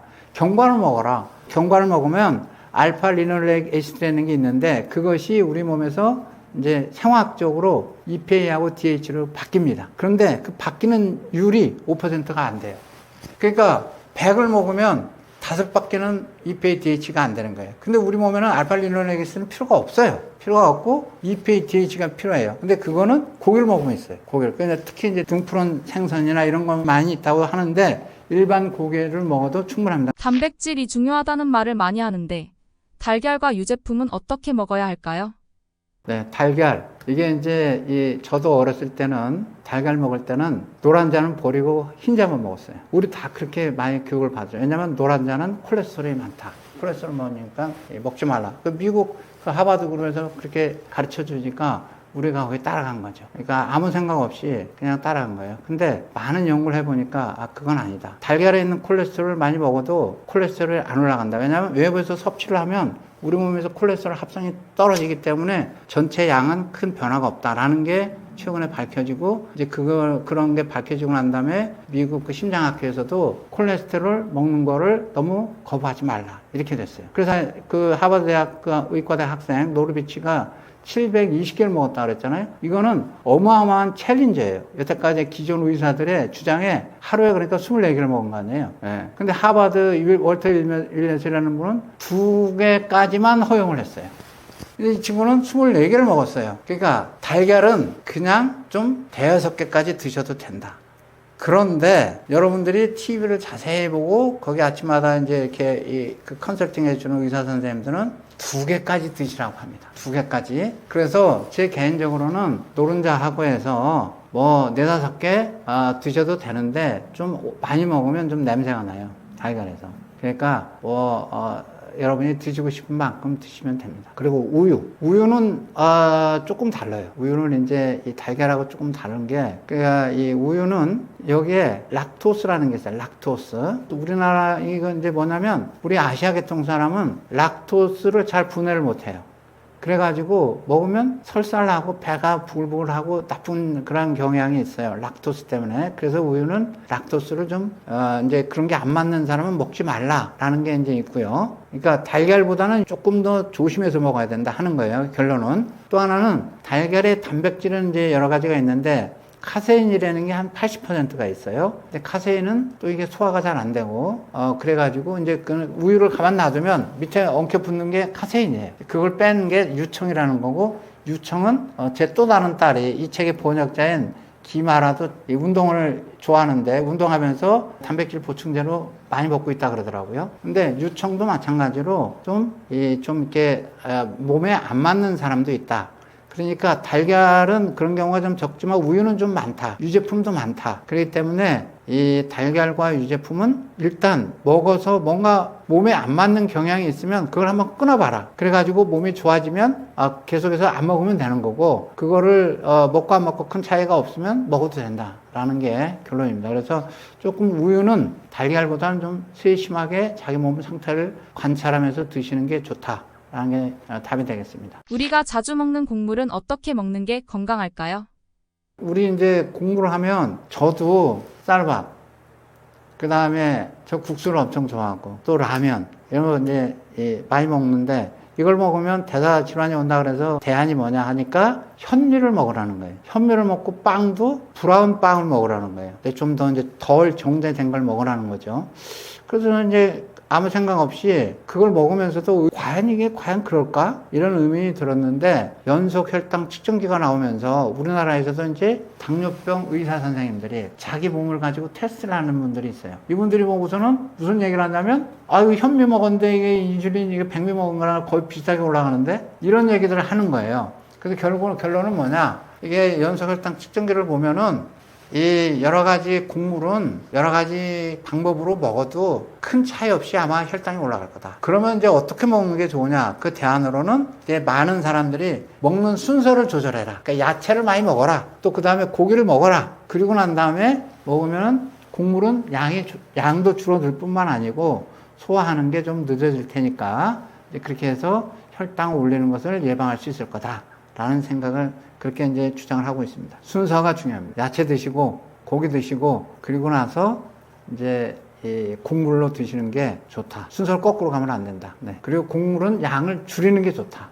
이제 야채를, 그러니까 당이 없는 야채를 먹는 거예요. 왜냐하면 일반 배추나 뭐 브로콜리 이런 것은 당이 거의 없는 거니까 그걸 먹으면 대신 파이버가 많아요. 파이버를 먹고 그러면 이제 배가 불러요. 그러면 고기를 먹어요. 그 이제 영양분도 있으니까 거기가 배가 더 불러졌어요. 근데 이제 고기를 먹으려면 돈이 들어요. 돈이 많이 들어. 이게 약간 문제예요. 그리고 또 살생을 싫어하는 사람도 있고, 이제 또 이런 문제가 있는데, 그리고 나서 곡물을 먹으면, 이제 첫째, 배가 불러서 많이 못 먹게 되고, 둘째, 이제 여러 가지 이 파이버가 탄수화물을 흡수하는 걸 좀 방해를 해가지고, 당 스파이크가 안 된다. 당이 이제 혈당이 확 올라가질 않는다. 그래서 인슐린도 확 올라가질 않는다. 혈당이 확 올라가는 거에 그 부작용을 막을 수 있다 해서 순서를 잘 정해라 라는 얘기가 많이 있습니다. 콩과 견과류도 조심해야 되는 부분이 있을까요? 네, 이제 저는 어렸을 때 고기를 안 먹고 콩을 무지하게 좋아했어요. 지금도 두부를 굉장히 좋아합니다. 어떻게 보면 고기보다 더 좋아하는데, 이게 그 미국 애들이 그러니까 어떤 음식을 먹었을 때, 어떤 음식에 있는 단백질을 먹었을 때 어떤 게 소화가 잘 되느냐, 우리 몸에 더 흡수가 잘 돼가지고 더 잘 활용이 되느냐 라는 거를 연구한 그런 결과가 있어요. 그걸 뭐냐면, 일단은 이 고기가 식물성 단백질보다 흡수율이 훨씬 높아요. 그러니까 고기가 좋은 거예요. 그리고 이 콩에는 뭐 여러 가지 이제 아미노산이라는 게 있는데, 아미노산의 일부가 고기보다 좀 모자라요. 그게 이제 고기를 먹어야 된다고 하는 사람들의 주장이에요. 그러니까 콩에 있는 단백질은 질이 떨어진다. 그리고 일부 콩은 흡수가 안 된다. 그러니까 콩을 유일하게 고기하고 버금가게 흡수시킬 수 있는 방법은 두부를 많이 먹는 거다. 그러니까 두부를 먹어라. 콩은 먹지 말라. 그리고 생콩을 먹으면 사람이 잘못하면 죽습니다. 독성물질 때문에. 그러니까 항상 콩은 익혀 먹어야 돼. 그러니까 무슨 말이냐면, 콩에는 독성물질이 있어요. 대신 이제 인류가 이제 그걸 극복할 수 있는 방법은 있으나, 그럼에도 불구하고 이제 그런 문제가 있고, 견과류도 마찬가지예요. 이제 우리가 호도나 이런 걸 먹으면, 호도 이런 걸 먹으면 아까 말씀드린 대로 EPA, DHA, 고기를 먹지 않아도 알파-알리놀 액시드를 흡수할 수 있다 이렇게 얘기를 하는데, 그 변환율이 5%가 안 되기 때문에 이건 턱도 없이 부족한 얘기고요. 그래서 안 되는 거고, 또 견과류에도 제가 이 알몬드를 이게 며칠간 좀 먹었더니 배탈이 나더라고요. 무슨 말이냐면, 알몬드에도, 그러니까 모든 견과류에도 이렇게 좋지 않은 소화를 방해하는 물질이 있어요. 그게 이제 여러 가지 신경 독성 물질도 있고, 여러 가지 이제 음식물을 흡수를 못하게 하는 그런 거는 이제 항영양제라고 얘기를 하는데, 엔타이 뉴트런트도 있고 하기 때문에, 콩과 견과류, 그러니까 고기를 안 드시는 분들은 드셔야죠. 이걸 드셔야 식물성 단백질을 섭취할 수 있으니까. 그런데 이왕 자기가 고기도 먹을 수도 있고, 고기 사서 먹을 수 있는 경제력도 되고, 또 고기를 거부하지도 않은데, 굳이 콩하고 견과류를 먹어가지고 자기 몸을 힘들게 할 필요가 없잖아요. 무슨 자기가 이렇게 고행을 좋아하는 사람도 아니고. 그렇기 때문에 그거는 자기 몸이 어느 쪽에 따라가면은 콩과 견과류도 덜 드시는 게 좋고, 단 두부는 많이 드십시오. 두부는 여러 가지 일반 고기하고 똑같은 효과가 있다고 합니다. 과일과 채소는 어떤 부분을 신경 써서 먹어야 할까요? 이 과일에 대해서 갑자기 더 관심이 생겼어요. 과일과 채소에 대해서. 그래서 지금 이제 논문을 거의 다 작성을 해서 아마 이제 금주 말쯤 이제 논문을 제출할 생각인데, 전 세계에 보니까 약 55개의 과일이 있어요. 그거를 다 당 성분을 봤더니 포도당, 과당, 그 다음에 설탕, 수크라든 설탕, 그리고 그런 게 아닌 당, 그 다음에 파이버, 그 다음에 그걸 먹으면은 이제 포도당이 우리 혈중에 포도당 농도가 얼마나 많이 올라가느냐 하는 글라이세믹 인덱스라는 게 있어요. 포도당 지수라고 하나 그래요. 우리나라 말로. 그게 다 이제 퍼블릭하게 공개된 미국에서 나온 공신력 있는 데이터가 있어요. 그래서 저희들이 이제 과일에 대해서 했는데, 과일마다 신기하게도, 물론 이제 과일도 이제 산지에 따라서 다르고, 또 이 과일 같은 산지라도 과일 하나가 다 다르지만, 이건 평균치입니다. 평균치를 보면 과일에도 우리가 그냥 일반 과일이다 그러면 그냥 과일을 먹는 줄 아는데, 그게 아니에요. 과일 속에 포도당량과 과당량이 제각각 달라요. 근데 과일은 왜 과당이라는 말은 무슨 말이냐면, 과일 속에 있는 당이기 때문에 과당이라고 해요. 영어는 프럭토스라고 그래요. 프루트에서 나온 과당, 프럭토스라고 그러는데, 과당을 먹으면 그게 바로 간 지방이 된다라는 걸 말씀을 드렸잖아요.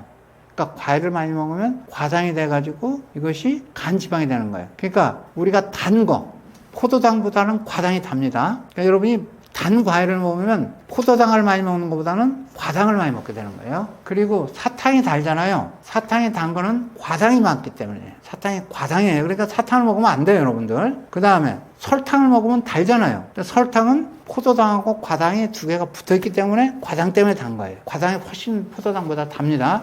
그러니까 뭐냐면 여러분들이 생각해보면 감자를 주로 먹으면은 감자는 그렇게 달지는 않아요. 왜냐하면 그건 주로 포도당 분자가 연결되어 있기 때문에. 그래서 과일의 제 개인적으로는 글라이세믹 인덱스, 포도당 지수는 포도당에 의해서 결정이 되기 때문에 과일의 포도당량을 조사를 해보면 우리가 쉽게 이 과일은 먹어야 되는 과일, 좀 덜 먹어야 되는 과일이 분류가 될 수 있을 거다라고 생각을 해서 그 데이터를 분석을 했어요. 근데 그게 틀렸어요. 전혀 아니에요. 그러면 전체 당분은 어떤가 할 때 전체 당분도 조금 적용이 되는데 잘 안 돼요. 그래서 뭐가 제일 맞냐면 전체 당분하고 나누기 섬유질 양을 나눈 게 그나마 제일 글라이세믹 인덱스를 잘 나타내줘요. 근데 문제는 그게 그렇게 되면 그러니까 사람들은 흔히 말하게 당하고 섬유질을 얘기를 하는 거예요. 우리가 가공된 식품을 먹을 때 야채 같은 걸 좀 먹으라고 했잖아요. 그 먹는 이유가 파이버라 그랬잖아요. 파이버. 그러니까 당하고 파이버를 먹으면 그 두 개가 결정적이면은 이게 소위 말해서 당 지수가 이게 그 혈당 지수가 거기에 이렇게 같이 비슷하게 나와줘야 돼요. 그런데 과일마다 제각각이에요. 그렇게 55가지를 분석을 하고 또 우리가 많이 먹는 그런 과일 한 20개를 다 분석을 해봤는데 따로따로 분석을 해봤는데 하나도 안 맞아요. 맞는 게 한 20% 정도밖에 안 돼요. 무슨 말이냐면 사람들이 그렇게 중요하게 얘기하는 전체 카보하이드레트 양 그리고 파이버 양 이것만 가지고 우리가 여러분들의 당 지수를 결정해낼 수 있느냐 아니라는 거예요. 만만치 않다. 그래서 일단은 과일의 경우에 당 지수가 높은 건 빼야 되겠다 라는 거예요. 거기에 뭐 파이버가 많으니까 괜찮아 이런 생각하지 마라. 당이 적으니까 괜찮아 이런 생각하지 마라. 일단 뭔지 모르겠지만 어느 정도 팩터가 또 다른 요인이 있어서 반드시 과일 드실 때 글라이세믹 인덱스라는 그 당 지수라는 걸 좀 참고해서 드시는 게 좋겠다 라는 게 첫 번째 과일을 드실 때 조심해야 될 점이고요. 이제 채소는 일단은 이제 일반적으로는 당 지수가 낮죠. 일반적으로 낮고 당 양도 낮고 파이버가 섬유질이 많아요. 그러니까 이제 일반적으로는 이제 잘 익혀서 드시면 좋은데 경우에 따라서는 채소에는 어마어마한 독성이 숨겨져 있을 수 있다. 그리고 우리가 예를 들어서 철분제를 먹었다. 내가 빈혈인데 철분제를 이제 여자들 경우에 먹는 경우가 많거든요. 철분제를 먹었는데 그때 브로콜리를 먹었다. 그러면 철분제 효과가 없어요. 그런 식으로 이게 이 채소 중에서도 항영양제, 영어로 엔타이 뉴트런트라고 하는데 그 엔타이 뉴트런트가 있으면 항영양제가 있으니까 그런 거를 굉장히 잘 살펴서 드셔야 된다. 제가 이제 55개 데이터를 가져오지를 못해가지고 아직도 저희들이 발표한 논문이 아니어서 그냥 아주 흔하게 말씀을 드리면 수박.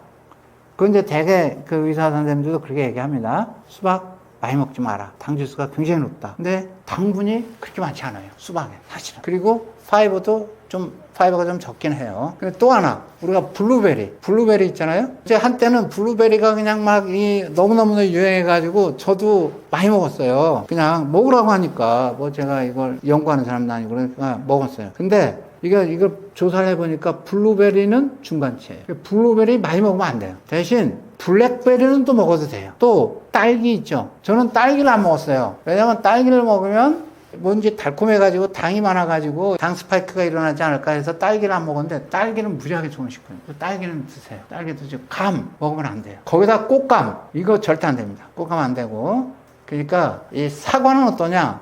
저희들은 이제 또 사과를 아침마다 먹어요. 사과가 뭐 아침 먹으면 뭐 무지하게 건강에 좋은 식품이라서 먹는데 사과는 중말입니다. 사과가 당 지수로 보면은 좋은 게 아니에요. 그러니까 딸기, 그 다음에 블랙베리, 그 다음에 뭐 하여튼 그런 종류가 하니까 배 이런 것도 중간밖에 안 돼요. 그 다음에 이제 이 키위도 우리가 흔히 이제 뭐 비타민 C가 많다 그래서 많이 먹잖아요. 골드 키는 안 돼요. 파란 키를 먹어야 돼요. 그러니까 노로우스만 그 골드키는 달아요. 그거 먹으면 안 돼. 그 다음에 감, 수박 이런 거는 조금만 드셔야 돼요. 그리고 모든 과일에 있어서 모든 과일이 말린 게 있어요. 건조물 그거는 드시면 안 돼요. 건조물은 무조건 당지수가 무지하게 높아요. 그러니까 그거는 드시지 마시고 지금 말씀드린 게 꼭 이게 당하고 이 파이버 양에 의해서만 결정되는 건 아닌 글라이세믹 인덱스가 따로 나와 있어요. 그러니까 과일을 드시면서는 글라이세믹 인덱스를 좀 참고하셔가지고 지금 말씀드리는 그러한 과일에 드시는 게 좋겠습니다. 그러니까 그거 먹으면 항산화제가 있다 그래가지고 무지하게 좋다고 얘기를 하잖아요. 블루베리가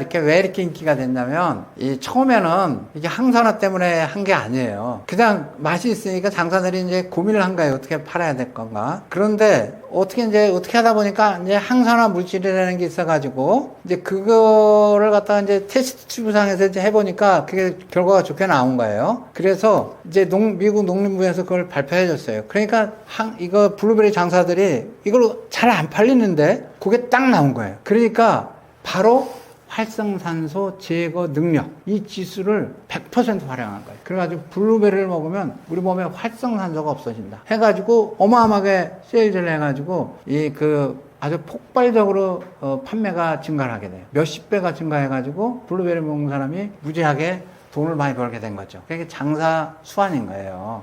이게 그러면 우리나라는 어떠냐? 이런 걸 다 테스트를 안 해보고 미국에서 이렇게 이 유명한 기관에서 해가지고 그 다음에 또 이제 유명한 사람이 해가지고 나오면 그걸 그대로 우리나라 장사들은 그걸 이용을 하는데 저 같은 사람도 그 얘기에 꼬박 속아가지고 무지하게 먹었잖아요. 이게 너무 많이 드시면 안 좋은 거예요. 그러면은 이제 나중에 대사질환이 생길 소지가 많아요. 생각보다 당지수가 높습니다. 그래서 이제 안 좋고 또 포도주도 그래요. 포도주도 그러니까 지중해 식단에서 지금은 이제 하버드에서도 그걸 뺐지만 옛날에는 지중해 식단에서 포도주를 다 옆에다 그려놨어요. 와인 한 잔씩 해라. 그럼 거기에 폴리페놀이라는 게 많다. 그러니까 그걸 먹으면 이제 항산화 효과가 많으니까 좋다. 그래서 저도 이제 그냥 술 중에서 포도주를 그나마 먹기 때문에 포도주를 종종 먹는데 그거 먹으면서 그걸 가지고 항산화 작용을 나타내려면 하루에 포도주를 최소한 50병 이상 먹어야 돼요. 근데 한 잔 먹어가지고는 안 되잖아요. 그러니까 포도주도 말짱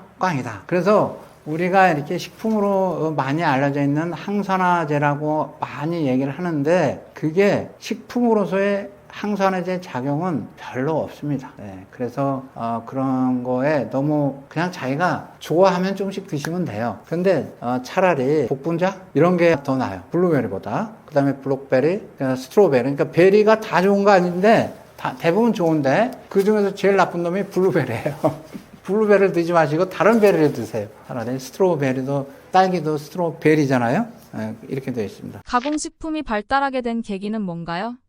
가공식품은 우리가 식품을 불이 발견된 이후로 우리 인간이 먹는 모든 식품은 다 가공식품입니다. 얼마나 가공이 됐느냐가 차이의 정도의 차이죠. 요즘에는 이제 울트라 프로세스 푸드, 그러니까 초가공식품이라는 것도 나오고 있는데 그런 게 이제 많이 이제 시장에서 많이 팔리죠. 그것은 이 식품 회사 사람들이 그냥 간단합니다. 그 사람들이 돈을 벌기 위해서 맛을 좋게 만들고 여러 가지로 소화하기 쉽게 만들고 이렇게 해서 이 사람들의 이 구미에 당기게 만드는 거예요. 그렇게 하다 보면은 우리가 가장 좋은 것은 무엇입니까? 맛있는 건 단맛이에요. 달고 짜고 약간 짜고 기름지고 한 게 좋은 거거든요. 그러다 보니까 가공식품에는 당연히 설탕이 많이 들어가고 소금이 많이 들어가고 기름이 많이 들어가요. 근데 기름도 이 상인 입장에서 보면, 제조업자 입장에서 보면 비싼 거 쓰는 것보다는 싼 거 쓰는 게 더 좋잖아요. 그러니까 싼 거를 쓰는 게 바로 요즘에 이제 이것도 이제 설왕설래가 굉장히 많은데 이 식용유예요. 식용유 중에서도 이제 여러 가지, 거기 보면 이제 이게 바로 이 식물성 식단을 주장하는 사람들이 식용유를 많이 먹으라고 하거든요. 왜냐하면 이 기름은 많이 먹어야 되는데 고기를 먹지 말아야 되니까, 기름을 먹어야 되니까 식용유를 먹으라고 그래요. 근데 식용유가 이게 개발된 게 1960년도부터예요. 그러니까 그럼 이제 거기서 이제 불포화 지방산이라는 게 이제 식용유에 많으니까 불포화 지방산을 먹으라고 하는 거예요. 값이 싸요. 그러니까 이 가공식품을 거기에 들어있는 것은 설탕, 그러니까 설탕이 많이 들어있고, 그 다음에 소금이 많이 들어있고, 그 다음에 이제 이 식용유가 많이 들어있는데, 바로 이것이 소위 케토제닉 다이어트에서는 이게 가장 금기시하는 물질이에요. 이 세 가지가 당뇨병을 일으키고, 우리가 이제 흔히 요즘에 여러분들 많이 들어보셨겠지만 지방간이라는 게 있어요. 지방간을 야기시키고 지방간이 되어가지고 우리가 소위 당뇨병 같은 메타볼릭 디지즈가 발생을 하고, 메타볼릭 디지즈가 발생이 되면 심혈관이 망가져서 심장병도 생기고 뇌 중풍도 생기고 콩팥도 망가지고 이런 기타 등등 일이 발생하는 겁니다. 그래서 이 가공식품은 피해야 되는데 그런데 저도 종종 가공식품을 먹습니다. 왜냐하면 맛있으니까. 네. 가공식품은 우리 몸에 어떤 영향을 끼칠까요? 이제 첫째, 당을 많이 먹으면 여러분들 다 잘 알다시피 이건 당뇨병의 근본 원인이에요. 그러니까 당은 많으니까 당뇨병이 되는 거고. 그럼 소금은 어떠냐라는 거예요. 그래서 이 하얀 가루 악마라는 게 있어요. 그게 이제 설탕하고 소금이에요. 소금을 많이 먹어도 당뇨병이 발생을 합니다. 그 이유는 여러 가지 생화학적인 여러 가지 이 근본 원인이 있는데, 여기에 대해서는 이제 콜로라도의 교수님이 이 평생을 거쳐서 연구하신 게 있는데, 그게 뭐냐면 포도당이 당뇨병을 일으키는 주범이 아니다. 이거는 과당이 당뇨병을 일으킨다라는 거예요. 그런데 그 이론이 상당히 많이 받아들여지고 있어요, 지금. 그래서 소금을 먹으면 포도당이나 여러 가지 다른 이 고기 먹으면 아미노산 같은 거를 과당으로 전환을 빨리 시킵니다. 그럼 과당이 지방간을 일으키게 되는 거예요. 그래서 이제 이렇게 우리가 여러 가지 대사 질환이 발생하게 되는 게 하나가 있고, 또 하나는 이 설탕을 많이 먹으면 그거를 갖다 우리 세포 속에다 넣기 위해서 건강한 사람의 경우는 인슐린이 많이 분비가 됩니다. 인슐린이 많이 분비가 되는데, 그런데 인슐린이 또 분비가 되면은 혈당이 뚝 떨어져요. 그러니까 여러분들 다 경험하셨듯이 밥을 많이 먹으면 먹을수록 이상하게 배가 고파요. 그래가지고 더 먹게 되는 거예요. 그러다가 저도 이제 나중에 이제 좀 문헌을 찾아보면서 알게 됐는데, 이게 한 대여섯 시간이 지나면 이게 배가 너무 고파가지고 사람이 화가 나는 거예요. 자기도 모르게. 이거는 그러니까 왜 탄수화물 밥을 많이 먹었는데 식곤증이 오고 그 다음에 나중에 화가 나는지, 이 관계에 대해서 전혀 잘 몰랐는데, 이 관계를 이제 하버드 대학의 그 교수가 이걸 풀어냈습니다. 그러니까 뭐냐면 포도당을 많이 먹으면 인슐린이 올라가면 이 당분이 떨어진다. 그러면 거기에 대해서 우리 몸에 리액티브, 그러니까 반응성으로 위험 신호의 호르몬이 많이 분비가 되는 거예요. 이제 에피네프린이라는 그런 물질이 되고, 또 이제 또 스트레스 호르몬인 코르티졸이 많이 분비가 되고, 이것이 오래 지속이 되다 보면은 여자의 경우에는 남성 호르몬이, 남자의 경우는 여성 호르몬이 많이 분비가 돼요. 그럼 어떻게 되겠습니까? 성욕도 떨어지고, 아주 쉽게 얘기하면 거기에 따라서 불임도 되고, 이제 이러한 작용도 나고, 또 그게 이제 오래 장기간 되면은 우리 갑상선 호르몬이라는 게 있는데, 이 갑상선 호르몬에도 영향을 미쳐가지고 갑상선 호르몬의 기능이 떨어져요. 그러면 갑상선 호르몬은 우리 몸에 활력을 불어넣는 호르몬인데, 그 호르몬이 분비가 저해가 되면 활력이 떨어져서 활동성도 떨어지고 피곤하고 기분 나쁘고 짜증나고 졸음직이고, 그러면 많이 먹었으니 살만 찔 수밖에 없는 거죠. 이 모든 게 다 이게 컨비네이션, 결합이 돼가지고 우리 몸에 비만이 발생한다. 가공식품을 건강하게 먹을 방법은 없을까요? 가장 좋은 건 안 먹는 겁니다. 가공식품은. 특히 이제 이 초간공식품은 안 먹는 건데, 이게 살다 보면은 안 되죠. 그리고 또 하나는 우리는 집에서는 그래도 음식을 잘 조정해서 먹을 수가 있어요. 그런데 식당에 가면 아까 말씀드렸듯이 식당이라는 것은 영리 추구를 할 수밖에 없어요. 그럼 거기에 맛을 내야 되고, 그러려면 거기에도 역시 설탕, 그 다음에 소금, 그리고 식용유가, 값싼 식용유가 많이 들어갈 수밖에 없어요. 그러니까 식당에 가서 먹는 여러 가지 모든 음식은 다 가공식품이라고 봐도 됩니다. 근데 우리가 이걸 안 먹을 수는 없잖아요. 그러니까 이런 경우에는 이제 많은 이 영양학자들이 이거에 소화 흡수를 최대한 늦춰라. 늦추는 방법은 뭐냐? 그건 이제 채소를, 영양가 없는 이 채소를 갖다가 일단 많이 먹어라. 그러니까 파이버가 많은 그런 채소를 많이 먹어라. 배추, 이 브로콜리, 이런 데, 브로콜리는 비싸니까 또 이제 잘 안 주잖아요. 요즘엔 배추도 잘 안 줍니다. 그렇지만 집에서 드실 때는 여러분들이 일단 채소를 많이 드시고, 그리고 나서 가공식품을 먹으면 가공식품의 해를 좀 줄일 수는 있습니다. 가공식품은 주로 술과 함께 먹을 때가 많은데, 술도 문제가 될까요? 네, 술은 이게 아주 만병의 근원이라고 하죠. 담배처럼 거부감이 많은 식품인데, 그래서 이제 술을 많이 드시면 알코올성 간염도 생기고, 그리고 술은 이게 이 지방에 축적되는 물질이기 때문에 우리 신경계에 지방이 많다고 그랬잖아요. 뇌에. 그래서 취하는 이유가 그겁니다. 그래서 신경계, 지방에 축적이 많이 돼요. 그런데 이제 신경계가 그러니까 많이 손상이 될 수밖에 없는 거죠. 그래서 술은 안 드시는 게 좋은데, 그래도 이제 또 사람들이 또 술을 즐겨 먹게 된단 말입니다. 기분 여러 가지 이유로 의해서.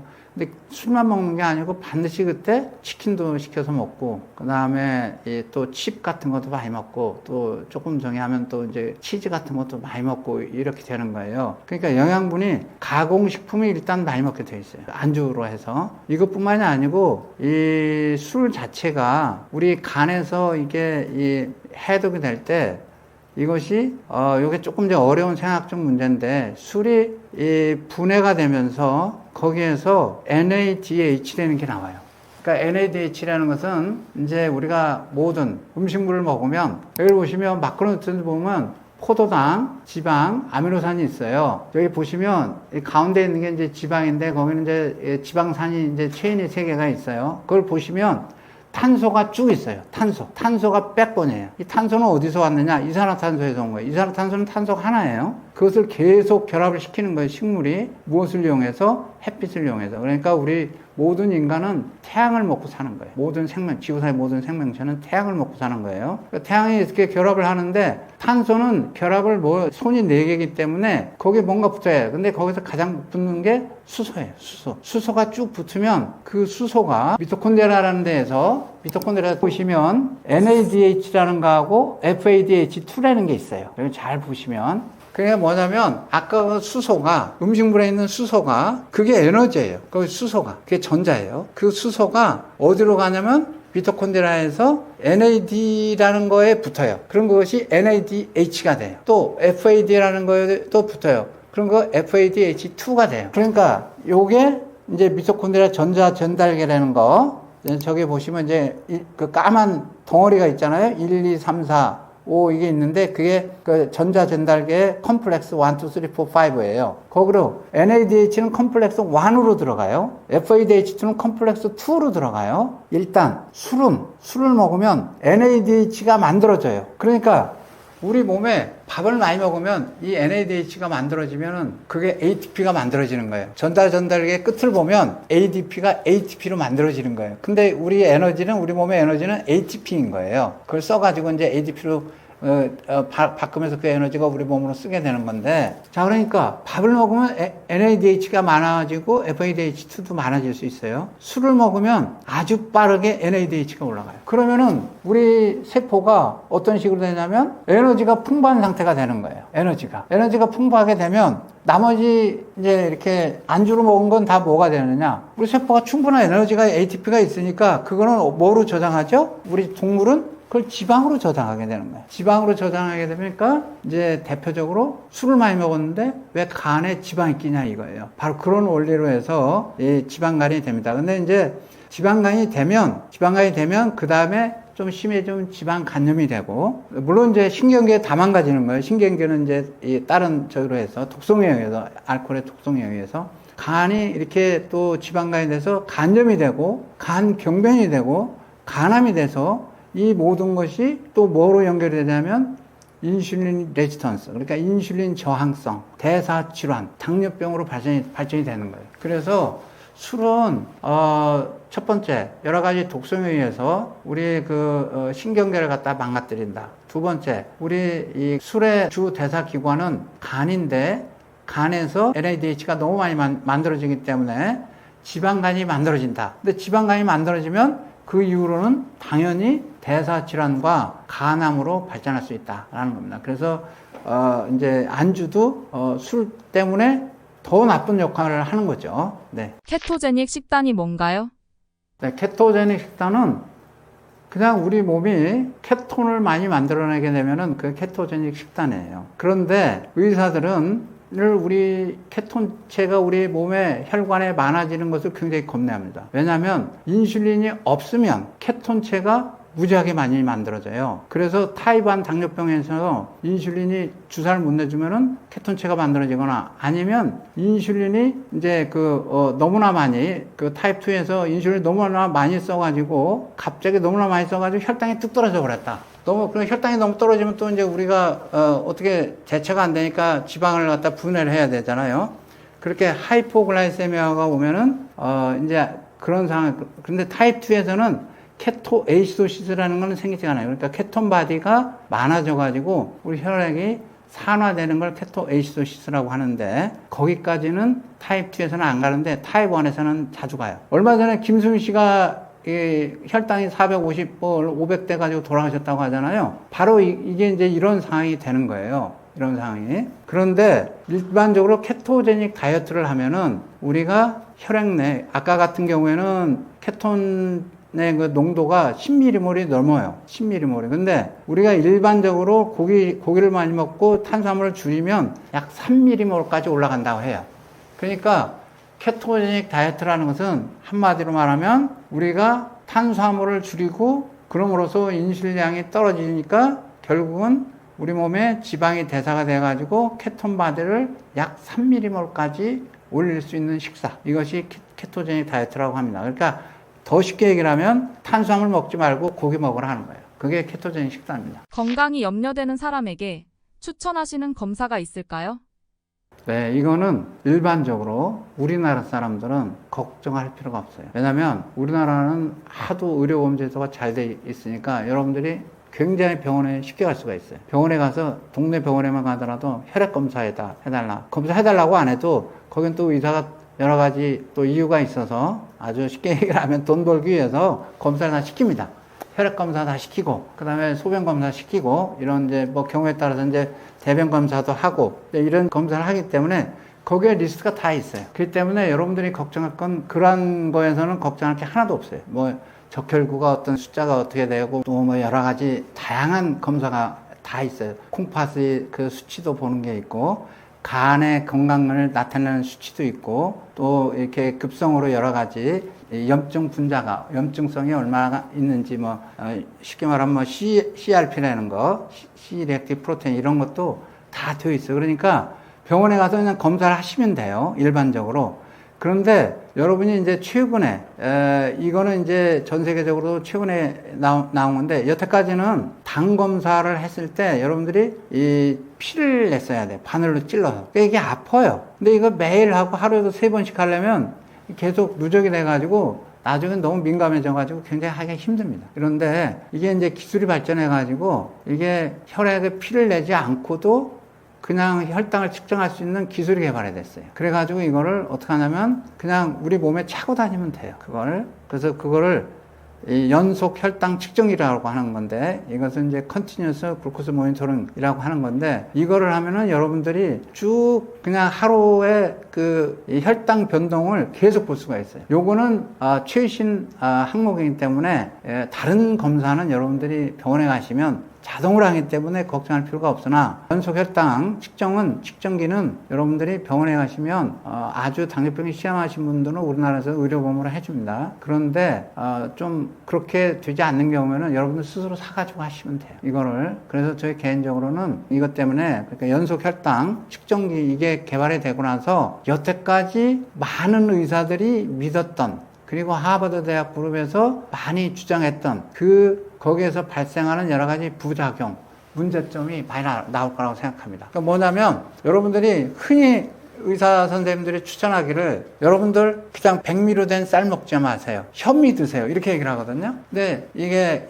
연속 혈당 측정기로 측정을 해보니까 별 차이가 없는 거예요. 이런 경우가 이제 많이 나타나고 있는 거예요. 그래서 빵도 뭐 이렇게 하얀 밀가루로 만든 빵 먹지 말고 브라운 빵을 먹어라. 근데 이것도 연속 혈당 측정기로 측정을 해보니까 생각같이 혈당이 많이 감소하지 않는다. 혈당 스파이크도 감소하지 않는다. 이런 게 되어 있어서 여러분들이 혹시 대사성 질환이 있는 분들은 다른 검사는 병원에 가서 다 하시니까 쉽고, 혹시 있으면 자기가 그런 이제 처방을 받을 수 있는 분들은 자기 주治선생님한테 가서 요청을 드리시고, 혹시 그런 게 안 되면 그럼에도 불구하고 자기가 여러 가지 대사 질환이 있는 경우가 있으면 이것은 해보시라 라고 말씀을 드리는 이유는 이런 게 있습니다. 우리가 당뇨병 환자를 측정할 때 이 패스팅 글루코스라고 아침에 식사를 안 하고 포도당량을 측정을 해요. 이제 그렇게 해가지고 100 이하면 정상, 뭐 120 이하면 문제가 되고 그보다 더 높으면 당뇨병 이렇게 정의를 내려주거든요. 그런데 이게 아까 말씀을 드렸지만 혈당을 먹어도, 그러니까 당을 먹어도 혈당을 조절하기 위해서 인슐린이 따라서 올라와요. 그러니까 인슐린이 올라온단 말이에요. 그런데 지금 문제는 뭐냐면 당이 문제가 아니고 당도 문제인데, 이 하이퍼 인슐린, 혈액 내 인슐린 양이 많아지면 그게 더 문제다라는 거예요. 그러니까 나는 저 같은 경우에도 측정을 하면 100 정도 나와요. 아침에. 그러니까 그 공복혈당 100 정도 나오는데, 문제는 내 공복혈당을 100으로 유지하기 위해서, 혹은 식사하고 나서 뭐 140으로 미만으로 유지하기 위해서 인슐린이 얼마나 나오는지는 우리나라에서는 측정을 안 해요. 왜냐하면 비싸니까. 근데 미국에서는 하더라고요. 돈을 내고 이제 하는데, 그래서 문제는 뭐냐면 이렇게 인슐린이 많은 경우에 이게 문제라고 하는데, 우리나라에서는 인슐린 혈액 내에 측정은 하지 않으니 그거를 알 수 있는 방법은 이제 천상 이 더 값싼 혈당을 계속 측정해 보는 수밖에 없는 거죠. 그래서 인슐린과 혈당을 동시에 측정하면 더 좋아요. 그런데 그게 불가능한 거죠, 우리나라에서는. 안녕하세요. 떠먹이 주는 TV에 출연하게 된 경희대학교 의과대학의 김성수 교수입니다. 여러분 만나 뵙게 돼서 반갑습니다.